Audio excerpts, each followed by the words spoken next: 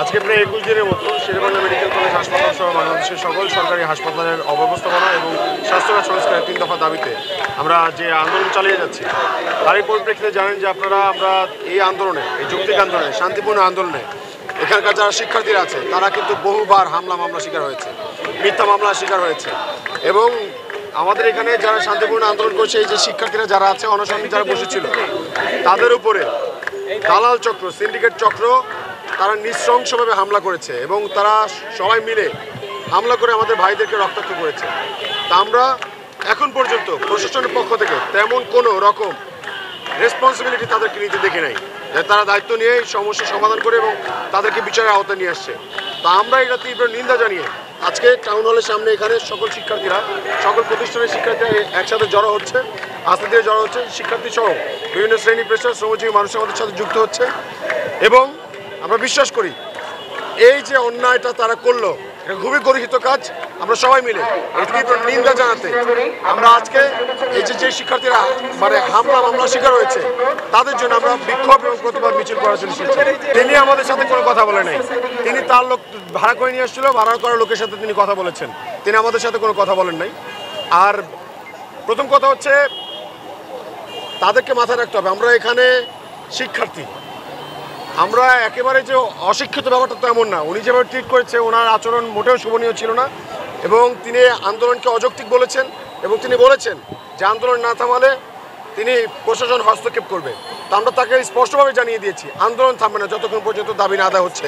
এবং তাকে এটাও জানিয়ে দিচ্ছি, তাকে স্পষ্ট করে জানিয়ে দিচ্ছি অতি দ্রুত যদি তারা দাবি মেনে নেয় তাহলে যেন তারা সেটা লিখিতভাবে, তারা ডকুমেন্ট সহকারে এবং কিভাবে তারা করবে রোডম্যাপ সহকারে আমাদের সাথে যোগাযোগ করে।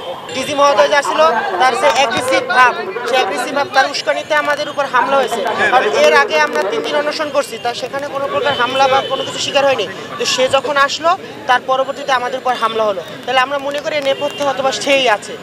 আর হচ্ছে গিয়ে যে আমাদের উপর যে মিথ্যা হামলা হয়েছে এর প্রতিবাদে আমরা আজকে বিক্ষোভ কর্মসূচি করছি, আমাদের প্রতিবাদ মিছিল করছি। তাদের কারা আশ্রয় দিতেছে এইটা ফাইন্ড আউট করে প্রশাসনকে আমাদের সামনে আনতে হবে। এবং আমরা এই যে আমাদের উপরে হামলা করছে এইটার জন্য আমরা আজকে প্রতিবাদ মিছিল বের করেছি। আমরা বরিশালের যতগুলো শিক্ষা প্রতিষ্ঠান আছে আমাদের সাথে একত্রতা প্রকাশ করেছে প্রেস রিলিজের মাধ্যমে, সেটা আপনারা জানেন। তো আমরা এই যে দালাল শ্রেণী যারা আছে, বরিশালে কোনো ধরনের কোনো দালালের ঠাঁই হবে না। আমরা জুলাই আগস্টে রক্ত দিচ্ছি এই দালালদের জন্য না। এই দালালরা কিভাবে আমাদের ছাত্র জনতার উপরে হামলা করার সাহস পায়, এই সাহস কে দিয়েছে? মেডিকেলের পরিচালককে এটা জবাবদিহিতার আওতায় আনতে হবে। যেহেতু এটা তার প্রশাসন, তার প্রশাসনের লোকজন কেন আমাদের উপরে হামলা করছে এটা তার জবাবদিহি করতে হবে। জবাবদিহি ছাড়া আমরা কোনো রাজপথ ছাড়বো না।